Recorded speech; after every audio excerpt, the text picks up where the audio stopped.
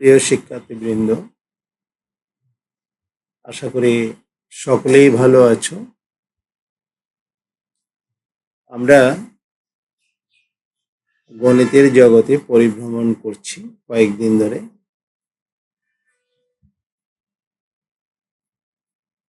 আজকে আমরা অনুশীলনী 2 সেট নিয়ে আলোচনা করব। এটা বেশ সহজ একটি অধ্যায়, কিন্তু নতুনত্ব রয়েছে। আসো দেখি সেট নিয়ে আলোচনার প্রাক্কালে আমরা দেখিনি। প্রথমে এটা অধ্যায় 2 সংযোজিত হয়েছে তোমাদের বীজগণিত বইতে। প্রথম কথা হলো সেট বিষয়টি কি, তোমার সেটের ধারণা কি। এই যে সেট নিয়ে যে আলোচনা করবো আমরা, সেট নিয়ে তুমি কি বুঝো? সেট হলো কিছু সুনির্ধারিত বস্তুর সংগ্রহ, কালেকশন অফ ডিফাইন্ড থিংস। কিছু সুনির্দিষ্ট বস্তুর কালেকশনকে আমরা সেট বলি। এটা সুপরিচিত অনেকভাবে, তোমরা কথা বলেই থাকো, ডিনার সেট, তারপরে হলো গহনার সেট, বইয়ের সেট, এরকম সেটের সাথে তোমাদের পরিচিত আছে। যেমন এখানে সুনির্ধারিত শব্দটা কেন আসলো সেটা যদি বলি, সুনির্ধারিত কথাটা এখানে সেট করা হয়েছে, এখানে দেওয়ার কারণটা হলো, যেমন ডিনার সেট বলতে আমরা কিছু সুনির্ধারিত বস্তু বুঝি। সেখানে নিচে একটা বীজগণিত বই থাকবে না ডিনার সেটে, এটা বললে তুমি হেসে উঠবে। একটা ডিনার সেটের নিচে একটা কলম থাকবে না। এটা ডিনার সেটে কি কি থাকতে পারে, কিছু সুনির্দিষ্ট বস্তু রয়েছে। হ্যাঁ, পিরিচ থাকবে, থালা থাকবে, বাটি থাকবে, এরকম কিছু ডিফাইন্ড থিংস। যদি বলে তোমাকে গহনার সেট, তো গহনার সেটে সব গহনাগুলি তো থাকবে, তাই না? এখানে এখানে তো আর অন্য কিছু থাকবে না। একটা গহনার সেটে একটা ল্যাপটপ থাকতে পারবে না। তো কিছু সুনির্ধারিত বস্তু সংগ্রহকে তোমার গণিতের ভাষায় সেট বলে। এখানে দেখো স্বাভাবিক সংখ্যার সেট, স্বাভাবিক সংখ্যার সেট বুঝো তো, 1 2 3 4 5 6 7 8 এগুলো। তারপরে এখানে আরো পাবে মূলদ সংখ্যার সেট, এগুলো নিয়ে আমাদের কথা হবে। তো সেট সম্পর্কে যে বিজ্ঞানীরা ধারণা দিয়েছিলেন তার মধ্যে আছে জার্মান গণিতবিদ জস ক্যান্ট। একটা সন উল্লেখ করা আছে, সনটা একটু মুখস্থ রাখতে হবে না, কিন্তু সেটের ধারণা কে দিয়েছিলেন সেটা একটু জেনে রাখা দরকার। জস ক্যান্ট সেট সম্পর্কে প্রথমে ধারণা ব্যাখ্যা করেছিলেন তিনি। অসীম সেটের ধারণা প্রদান করে গণিত শাস্ত্রে আলোড়ন সৃষ্টি করেছেন। অসীম সেট মানে, অসীম সেট শব্দটা মানে, সেট বলতে কিছু সুনির্ধারিত বস্তু, একটা কালেকশন। কিন্তু অসীম সেটের মধ্যে বস্তুগুলোর লিমিটেশন নাই, মানে সংখ্যাটা শেষ হবে না। যেমন তোমাকে যদি, তাহলে অসীম সেটের বিপরীত সেটটা কি হবে? সসীম সেট। অসীম সেটের বিপরীত হবে সসীম সেট। আচ্ছা, তাহলে যদি তোমাকে আমি দেখাই, তাহলে এখন সসীম সেটের উদাহরণ যদি আমরা একটা এস ধরি, সসীম সেটের উদাহরণ দেখো, 1 2 3 4। দেখো এখানে 4টি সদস্য নিয়ে আমরা একটা সেট তৈরি করলাম, এটা সুনির্দিষ্ট, সদস্যগুলো প্রত্যেকে সুনির্দিষ্ট এবং এটা শেষ হয়ে গেল। যদি আমরা এখানে S1 আরেকটা সেট লিখি, এই যে এরকম দেখো, 1 2 3 4 dot dot dot dot dot, দেখো এটার শেষ সদস্যটা নাই, তাহলে এটা হয়ে গেল অসীম সেট। তাহলে সসীম সেটে হচ্ছে সদস্যগুলো সুনির্দিষ্ট হবে, লিমিটেড হবে। আর অসীম সেটে তোমরা এরকম আরো অসংখ্য সেট পাবে আস্তে আস্তে ধীরে ধীরে। তো অসীম সেটে তাহলে কি হলো, সদস্যগুলো সুনির্দিষ্ট হলো না, মানে লাস্ট সদস্য নাই আর কি। সেট সদস্য সুনির্দিষ্ট আছে, কিন্তু শেষ সদস্য নাই, মানে এখানে আনলিমিটেড সদস্য। এটার নামই হচ্ছে অসীম সেট। আচ্ছা, তাহলে এই অসীম সেটের ধারণা দিয়েছিলেন জর্জ ক্যান্ট, মনে রাখতে হবে, জার্মান গণিতবিদ তিনি। তার সেটের ধারণা সেট তত্ত্ব নামে পরিচিত। এই সেটের ধারণা ব্যবহার করে আমরা এই অধ্যায়ে তোমাদের যে সেটের অধ্যায়টা সেটা নিয়ে আলোচনা হবে। সেট সম্পর্কে আরো নানা গণিতবিদ আলোচনা করেছেন, আমরা আপাতত এইটুকু নিয়ে আলোচনা করতে চাই। এই অধ্যায়টা পাঠ করে অর্থাৎ দ্বিতীয় অধ্যায়টা তুমি অনুশীলন করে তুমি কি কি শিখবে এখানে তার একটি ধারণা এখানে আমরা দেখতে পাচ্ছি। আমরা এই অধ্যায়টা পাঠ করে কি কি শিখতে পারি, তাই তো? দেখো, এই অধ্যায়টা পাঠ করে আমরা যেগুলো শিখবো, সেট আর উপসেটের ধারণা ব্যাখ্যা করব প্রতীকের সাহায্যে, সেট প্রকাশ করার পদ্ধতি বর্ণনা করতে পারবো, অসীম সেট ব্যাখ্যা করতে পারবো, সসীম অসীম সেটের মধ্যে পার্থক্য বের করতে পারবো, সেটের সংযোগ আর সেট এগুলো ব্যাখ্যা করতে পারবো, শক্তি সেট কি, 2 ও 3 সদস্য বিশিষ্ট শক্তি সেটের সেট গঠন করতে পারবো। এখানে অনেকগুলোই আছে, তাই না? এগুলো আর বলার দরকার নেই, আমরা এক একটা করে আলোচনা করবো, এগুলো এক একটা করে শিখবে তোমরা, এক একটা আলোচনায় অংশ নিবে। সেট ধারণাটা তোমাদের জন্য একেবারে নতুন বলবো না, কিছু ধারণা তোমরা আগের ক্লাসে নিয়ে আসতে পারো, তবে এখানে আরো বিস্তারিত অনেকগুলোই জানতে পারবে তোমরা, কেমন? আচ্ছা, তাহলে আসো দেখে এখানে এখানে এই দেখো, সেট বলতে প্রথমে আলোচনায় বাস্তব বা চিন্তা জগতের সুসংজ্ঞায়িত সুসংজ্ঞায়িত বস্তুর সমাবেশ বা সংগ্রহকে সেট বলে। এটা সংজ্ঞা আকারে দিয়েছে।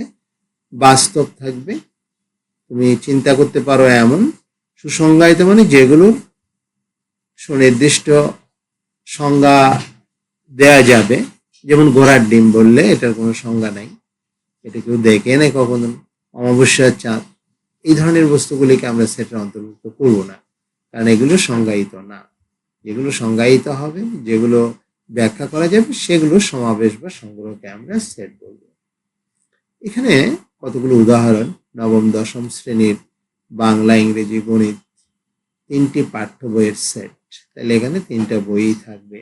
প্রথম 10টি বিজোড় স্বাভাবিক সংখ্যার সেট। প্রথম 10টি বিজোড় স্বাভাবিক সংখ্যা বলতে কি বুঝো তুমি?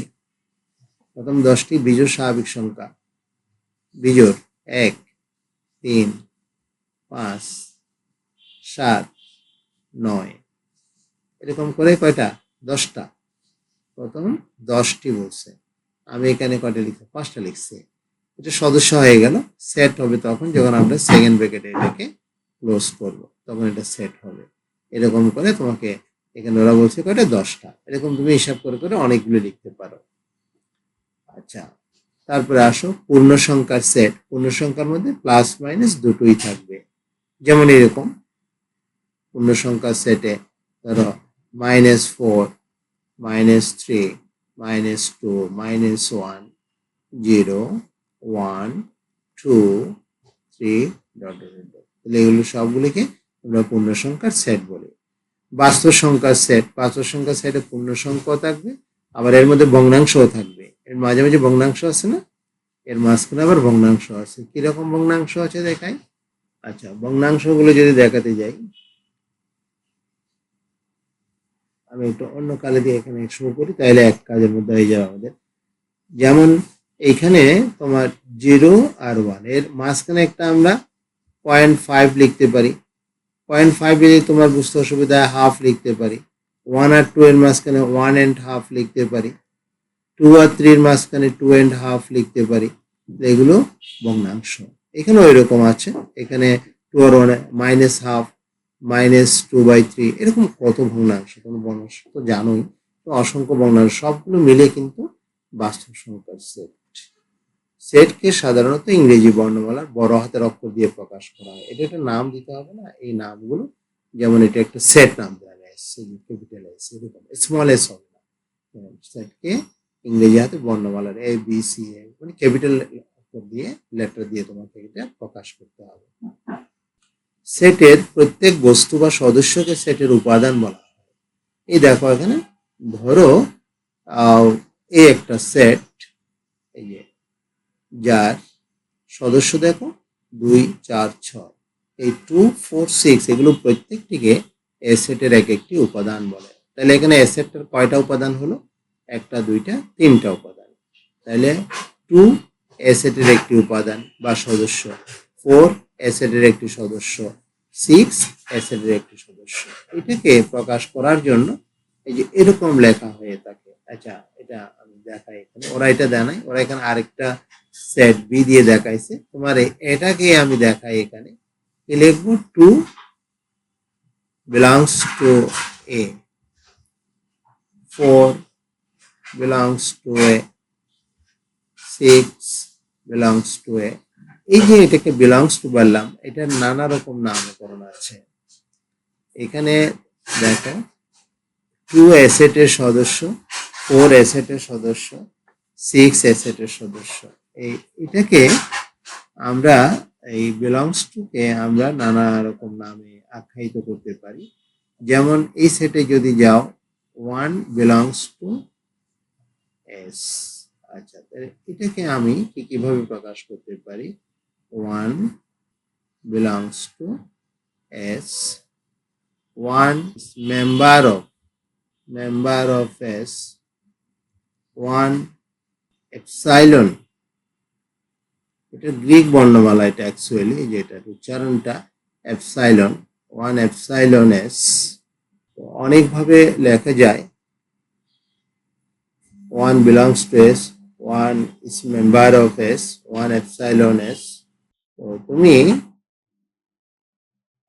এদের যে কোনো একটি তুমি এখানে ইয়ে করতে পারো, তোমার যেটা সুবিধা হয় তুমি সেটা উল্লেখ করতে পারো, তুমি এভাবে প্রকাশ করতে পারো। এরকম যেমন এখানে যদি আমি এটা থেকে লিখি 2 belongs to S, এটা একইভাবে বলবে 2 belongs to S, এখানে যে কোনো একটা, হ্যাঁ, 2 is member of S বা 2 epsilon S, তোমার বলতে যেটা স্বাচ্ছন্দ্য লাগে তুমি সেটাই বলবে।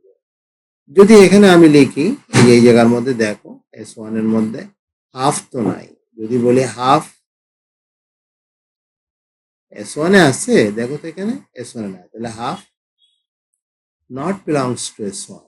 তাহলে এখানে কি বলবো, এটাকে এটা উচ্চারণ থাকলে বিলংস টু অথবা এপসাইলন, আর না থাকলে not belongs to. Half is not belongs to S1, half S1 এর সদস্য নয়। তাহলে সদস্য আর সদস্য নয় বোঝানোর জন্য আমরা দুইটা প্রতীক ব্যবহার করব, সদস্য এপসাইলন, সদস্য নয় নট এপসাইলন। তাহলে আমরা সেট প্রকাশ করার জন্য সেটের সদস্যগুলো, আমরা যে বিষয়গুলো এই এতক্ষণ ধরে যেগুলো বললাম তার মধ্যে যেগুলো উল্লেখযোগ্য তার মধ্যে হচ্ছে যে প্রথমে সেট কি এটা জানলাম, সেটের উপাদানগুলিকে এক একটি কি বলে, সদস্য বলে। সদস্য কিভাবে প্রকাশ করা হয়, এই প্রতীকটা দিয়ে এপসাইলন প্রতীক দিয়ে প্রকাশ করা হয়। কোনো উপাদান যদি কোনো সেটের সদস্য না হয় তাহলে এটা সদস্য নয়, এবং এটা প্রকাশ করার জন্য এপসাইলন দিয়ে সেটাকে কাটা দেব, সদস্য নয়। পরিষ্কার এই পর্যন্ত? খুবই সহজ। এরপরে যেতে চাই আমরা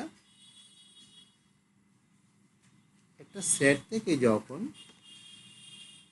কিছু উপাদান নিয়ে আরেকটি সেট তৈরি করা হয়, যেমন একটা সেট যার সদস্যগুলো হচ্ছে 1 2 3 4 5 6 7 8 9 10, এই 10টি সদস্য নিয়ে এ সেট তৈরি করা হয়েছে। এখন দেখো এ সেট থেকে আমরা যদি বেজোড় সংখ্যাগুলিকে আলাদা করি, 1 3 5 7 9, এটা একটা সেট তৈরি করলাম যাকে বি নাম দিলাম। সি আরেকটা সেট তৈরি করলাম জোড় সংখ্যাগুলো দিয়ে, 2 4 6 8 10।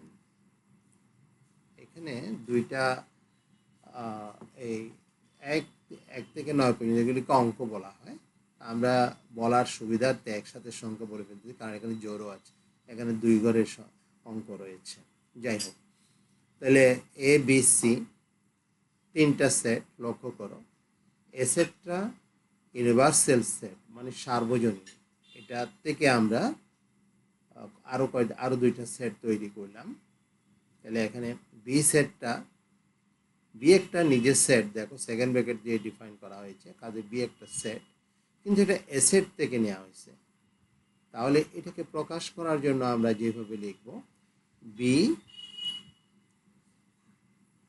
এখানে আমরা এটাকে প্রকাশ করার জন্য বি সাবসেট অফ এ, এটার উচ্চারণটা হলো সাবসেট, এটা প্রতীক সাবসেট, বাংলায় আমরা বলতে পারি এটার উচ্চারণটা উপসেট, বি এ সেটের উপসেট, অর্থাৎ বিটা এর থেকে নেয়া। এটাকে আমরা বেবি সেটও বলতে পারি, বেবি সেট, যদি এটা খুব একটা এখানে চলে না, উপরের ক্লাসে তোমরা পড়বে। B is subset of A, B is baby set of A, অথবা বি এ সেটের একটি উপসেট।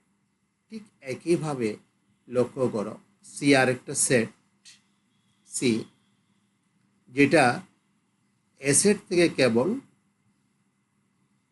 জোড় সংখ্যাগুলিকে নিয়ে সেটটা তৈরি করা হলো। তাহলে আমরা বলতে পারি সি এখানে জোড় সংখ্যার সেট, কত থেকে কত পর্যন্ত, 2 থেকে 10 পর্যন্ত, এই সকল জোড় সংখ্যাগুলোর সেট হচ্ছে সি। বাট সি সেটটা এ থেকে তৈরি করা হয়েছে, সুতরাং C is subset of A, C এর উপসেট। তাহলে সি বেসিক্যালি নিজে একটা সেট, সি নিজে একটা সেট, কিন্তু এটা কি হলো, কিন্তু এটা উপসেট হলো। কার উপসেট? যেই সেট থেকে তৈরি করলাম আমরা। আচ্ছা, তাহলে আশা করি উপসেটের ধারণাটা তোমরা পেলে। এখন যদি তোমাকে আমি বলি যে দেখো এখানে 2, 4, 6, 8, 10, তো এখানে তো জোড় সবগুলো। তাহলে এখানে যদি আমরা এই সেটগুলো কোন সেট থেকে তৈরি করলাম, আমাদের সার্বজনীন সেট যেটা ইউনিভার্সাল সেট। দেখো এ হচ্ছে ইউনিভার্সাল সেট, এ হচ্ছে ইউনিভার্সাল সেট যা সদস্য 1 থেকে 10 পর্যন্ত। এখন যদি আমাকে আরেকটা সেটের এক্সাম্পল দেয়, ডি একটা সেট যার সদস্যগুলো হচ্ছে এরকম 1, 9, 11, 12। খেয়াল করো তো, এখানে 1 আর 9 এটা এর মধ্যে রয়েছে, বাট 11 আর 12 এর মধ্যে নেই। তাহলে আমরা এটাকে, এই ডি সেটটাকে কি তোমার এ সেটের উপসেট বলতে পারবো? পারবো না, কারণ ডি এর সবগুলো সদস্য এ সেটে নেই। কাজে এটা আমরা প্রকাশ করবো এইরকম, D is not subset of A, D এর উপসেট নয়, কারণ ডি এর সবগুলো সদস্য এর মধ্যে নেই। তাহলে উপসেট হতে হলে সবগুলো সদস্য, মূল সেটটা যেটাকে আমরা মাদার সেটও বলি বা ইউনিভার্সাল সেট, মাদার সেট বা ইউনিভার্সাল সেট, আর যেটা তার থেকে বানাবো এগুলো বলা হয় বেবি সেট বা উপসেট। তাহলে তোমাদের এই ধারণাটা ক্লিয়ার হলো কিনা, কোনটা উপসেট হবে কোনটা উপসেট হবে না? আশা করি ক্লিয়ার হয়েছে। সেটকে প্রকাশ করার জন্য দুইটা পদ্ধতি ইউজ করা হয়। একটা হচ্ছে তালিকা পদ্ধতি, ইংরেজিতে বলে রোস্টার মেথড বা টেবুলার মেথড, আর একটা সেট গঠন পদ্ধতি, সেট বিল্ডার মেথড। এই দুইটা পদ্ধতি নিয়ে আমরা আলোচনা করব এখন। তালিকা পদ্ধতি দেখো, এই পদ্ধতিতে সেটের সকল উপাদান সুনির্দিষ্টভাবে উল্লেখ করে দ্বিতীয় বন্ধনী দিয়ে আবদ্ধ করা হয়। যেমন আমরা এতক্ষণ ধরে যে আলোচনা করছি এগুলো সব তালিকা পদ্ধতি নিয়ে আলোচনা করছি। দেখো নির্দিষ্ট উপাদানগুলো একটা ব্র্যাকেটে আবদ্ধ রয়েছে। সি একটা সেট, দেখো মানুষের নামের সেট, নিলয়, তিশা, শুভ্রা, এগুলো সবগুলো এভাবে প্রকাশ করলে এটাকে আমরা যেমন এখানে দেখো এ একটি সেট, যার সদস্যগুলো 7, 14, 21, 28, এটাও তালিকা পদ্ধতি। তুমি লিখলে এস এর উপাদান 1, 2, 3, 4, 5, 6, এটাও তালিকা পদ্ধতি। তার থেকে একটা সেট নিলা এ 1, 3, 5, এটাও তালিকা পদ্ধতি। বি একটা সেট নিলা 2, 4, 6, এটাও তালিকা পদ্ধতি। এগুলিকে সব এগুলো তালিকা পদ্ধতি বলা হয়ে থাকে। কিন্তু এটাকে যদি তুমি এইভাবে বলো, এই একটা সেট যার সদস্যগুলো দেখো এক্স, এটাকে পড়া হয় সাজদেট বা যেন। যে দুইটা ফোঁটা দিলে এরকম, এটা সেটের মধ্যে বলে সাজদেট, ইংরেজিতে, বাংলায় বলা হয় যেন। এস একটাও একটা সেট যার উপাদানগুলো এক্স, যেন x belongs to N, N মানে সকল স্বাভাবিক সংখ্যা, এক্স সকল স্বাভাবিক সংখ্যা এবং এক্স বিলংস টু এন এবং x greater than or equal to 1, smaller than or equal to 5, x হলো বিজোড় সংখ্যা। দেখো অনেকগুলো তথ্য এখানে দিয়ে দেওয়া হলো। এই একটা সেট যার সদস্যগুলো এক্স, কেমন এক্স? এক্স স্বাভাবিক সংখ্যার সেট। স্বাভাবিক সংখ্যা বলতে 1, 2, 3, 4, 5, 6, যেরকম একদম আনলিমিটেড সব স্বাভাবিক সংখ্যা। এক্স এর ভ্যালুটা একের সমান বা এক থেকে বড়, 5-এর সমান বা 5 থেকে ছোট। যদি তুমি এই সত্যটা যদি তুমি দেখো, যদি তুমি এই সত্যটা যদি তুমি দেখো, এর মধ্যে কি কি আছে? 1, 2, 3, 4, 5। কিন্তু এখানে আবার শর্ত দিয়ে দিচ্ছে এক্স হলো বিজোড় সংখ্যা। তাহলে এক যদি বিজোড় সংখ্যা বলো, তাহলে এগুলো সব আসবে না, শুধুমাত্র 1 আসবে, 3 আসবে, 5 আসবে। এই দেখো 1, 3, 5 মিলে গেছে। তাহলে এই প্রক্রিয়ায় লেখা এটাকে বলা হয় সেট গঠন পদ্ধতিতে লেখা। যেমন তুমি যদি বি সেটকে যদি সেট গঠন পদ্ধতিতে লেখো, তাহলে তুমি কি লিখবে? দেখো B is equal to X such that x belongs to n, x is greater than or equal to 2, smaller than equal to 6, x হলো জোড় সংখ্যা। দেখো এগুলো সবগুলো বোঝাচ্ছে, এটাই পাবে। তাইলে সেট গঠন পদ্ধতি এবং তালিকা পদ্ধতি দুটোই এখানে আছে। তুমি তুলনা করে দেখো, গঠন থেকে তালিকাটা এইভাবে বা তালিকা থেকে গঠনটা এরকম করে তুমি লিখতে পারো। আচ্ছা, ওকে আমি আরো দেখাই। এই একটা সেট সাজ দ্যাট, একটা সেট যার সদস্যগুলো এক্স, যেন এক্স হলো সকল x belongs to n, x square is greater than 1, smaller than 20। যদি এটা বলে লক্ষ্য করে দেখো, একটা সেট, এখানে কোনো কিন্তু সদস্য দেয়া নাই, তাই এটা তালিকা পদ্ধতি হবে না বা রোস্টার পদ্ধতি হবে না, এটা হবে কি সেট গঠন পদ্ধতি। তো কিরকম? এ সেটের সদস্যগুলো এক্স হবে, কিরকম এক্স? এক্স সকল স্বাভাবিক সংখ্যা এবং এস স্কোয়ারের ভ্যালুটা একের চেয়ে বড়, 20-এর চেয়ে ছোট।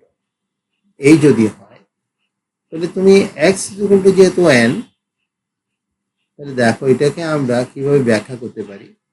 আমরা জানি N is equal two, N হলো সকল স্বাভাবিক সংখ্যার সেট, মানে 1 থেকে শুরু হয়, কোনো ভগ্নাংশ থাকবে না। 1, 2, 3, 4, 5 এরকম করে করে আনলিমিটেড, এটা হচ্ছে এন। তো এই জায়গায় যদি আমি এক্স এর মানটা কেমন জানি না, এটার ভিতরে আছে, তাহলে এক্স ইজ ইকুয়াল টু যদি 1 হলে এক্স স্কোয়ারটা কত হবে? 1 স্কোয়ার বা 1, তাহলে 1টা, এই 1টা কত করো, একের চেয়ে বড়, 20-এর চেয়ে ছোট, এই শর্ত মানে কিনা? শুধু 1 হলে হবে না, এটি কন্ডিশনটা মানতে হবে। এই কন্ডিশনটা মানে মানে না, কারণ এক্স এর মান তো এক্স স্কোয়ারের ভ্যালু হচ্ছে 1, কিন্তু এক্স এর ভ্যালু 1 এর চেয়ে বড় হতে হবে। তাহলে যা প্রদত্ত শর্ত পূরণ করে না, প্রদত্ত শর্ত পূরণ করে না। এক্স ইজ ইকুয়াল টু 2 হলে x square is equal to 2 square বা 4, যা প্রদত্ত শর্ত পূরণ করে, কারণ 4 এসে 4 তো 1 এর বড়, 20 এর ছোট। এভাবে তোমাকে টেস্ট করে করে যেতে হবে। পূরণ করে 2 হলো, তারপরে এবার যাই x ইকুয়াল টু 3 হলে কেমন হয়। x ইকুয়াল টু 3 হলে x square is equal to 3 square বা 9, যা প্রদত্ত শর্ত পূরণ করে। তাহলে এটা আমাদের সদস্য। x ইকুয়াল টু 4 হলে x square is equal two 4 square বা 16, যা প্রদত্ত শর্ত পূরণ করে। এটা আমাদের সদস্য। x ইকুয়াল টু 5 হলে x square is equal two 5 square বা 25, যা প্রদত্ত শর্ত পূরণ করে না, কারণ আমাদের 20 এর মধ্যে হতে হবে। কেননা আমরা যদি এটা আরো ব্যাখ্যা করি, কেননা x is greater than or is equal two 20, smaller দেন 20। সুতরাং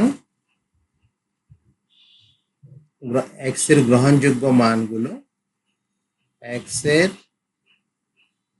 গ্রহণযোগ্য মান সমূহ 2, 3, 4, 2, 3, 4, 5ও কিন্তু হচ্ছে না। দেখো 5 নিলে 5টা হচ্ছে না, 2, 3, 4, 2, 3, 4।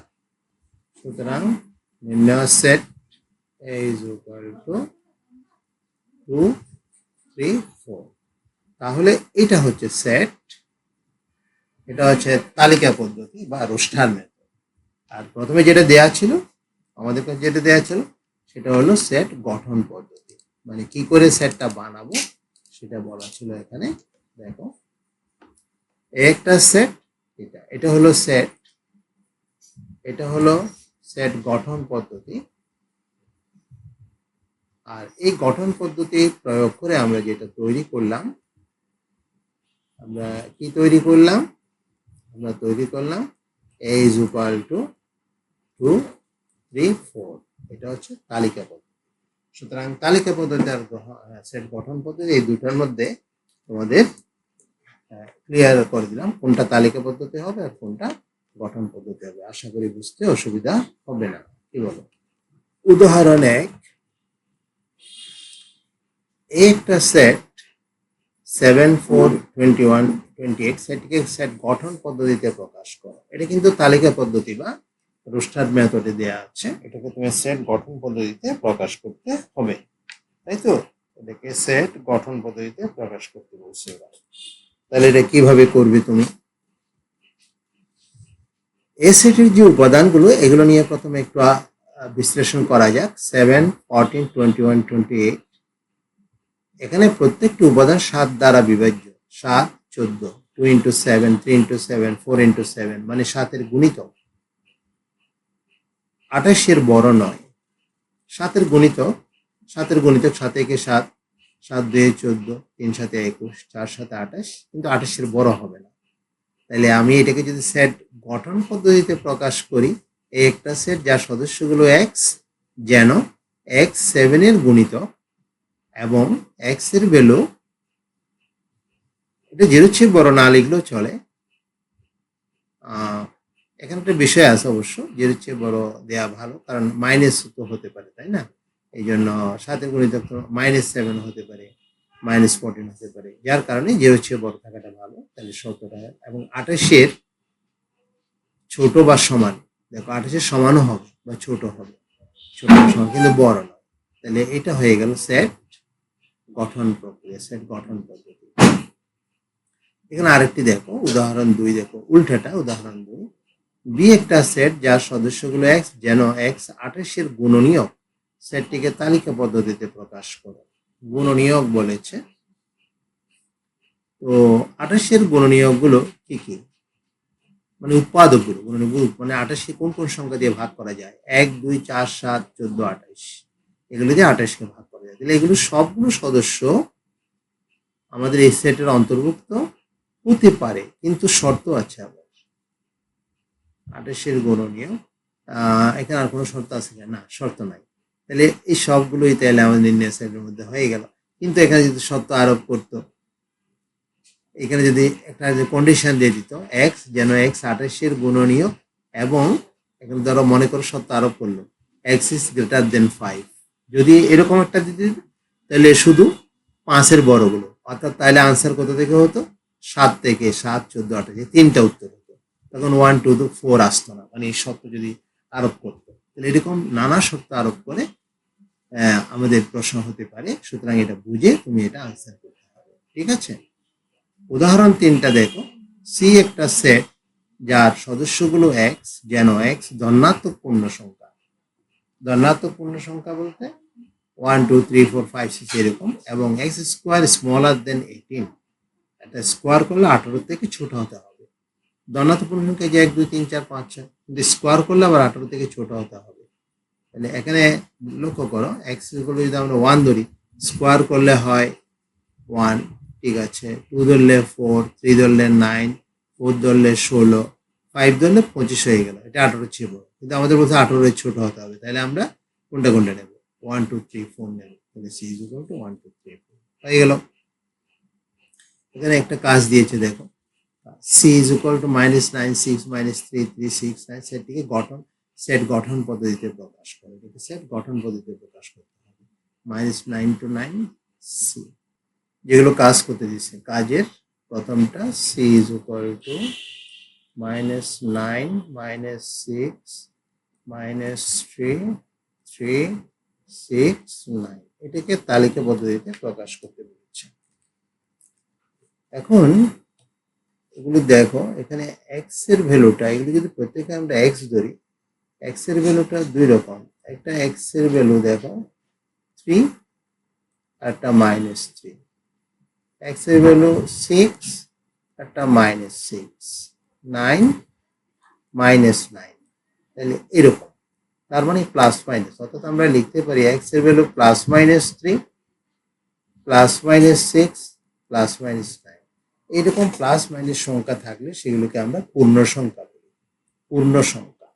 তাহলে এখানে এগুলো সবগুলো পূর্ণ সংখ্যা, মানে প্লাস আছে মাইনাস আছে, কিন্তু প্রত্যেকটা লক্ষ্য করো 3-এর গণিত, 3 দিয়ে ভাগ করে, 3 একে 3, 3 2 6, 3 3 9। তাহলে এটাকে আমরা সেট গঠন পদ্ধতিতে লিখলে, যদি শুধু লিখতে বলে তাহলে আমরা এইভাবে লিখে দেব, সি ইজ ইকুয়াল টু, শুধু লিখতে বললে। আর ব্যাখ্যা সহ লিখতে বললে আমরা কথাগুলো যেগুলো বলছি এগুলো ব্যাখ্যার মধ্যে যাবে। তাহলে সেই ক্ষেত্রে যদি তোমাকে ব্যাখ্যা সহ বলে, সেটা হবে একটু বর্ণনা সহ থাকবে। আর এখন যদি শুধু বলে লিখতে বলে, আনসার লিখতে বলে, তো আমরা কি লিখবো? C is equal to X such that X হলো পূর্ণ সংখ্যা। পূর্ণ সংখ্যাতে কি কি আছে? প্লাস মাইনাস আছে, এবং শর্ত হলো এক্স, এক্স হলো পূর্ণ সংখ্যা, এক্স হলো পূর্ণ সংখ্যা, 3-এর গুণনীয়ক, 3-এর গুণিতক, পূর্ণ সংখ্যা 3-এর গুণিতক। তাহলে শুধু আনসার, এখন যদি শুধু আনসার লিখতে বলে, সি ইজ ইকুয়াল টু আমরা লিখবো এক্স, যেন এক্স এর মান কত? -9 এর সমান বা তার চেয়ে বড়, স্মলার দেন অর 9, 9 এর সমান বা তার থেকে ছোট। এক্স হলো পূর্ণ সংখ্যা, এবং আচ্ছা এবং দাও, এবং এক্স হলো 3-এর গুণিতক। তাহলে কিন্তু এটা কভার করে, এটা কিন্তু হয়ে যায়। তাহলে আমরা এটা যদি শুধু লিখতে বলে, তাহলে আমরা লিখবো, আনসার লিখবো যে C is equal to X, যেন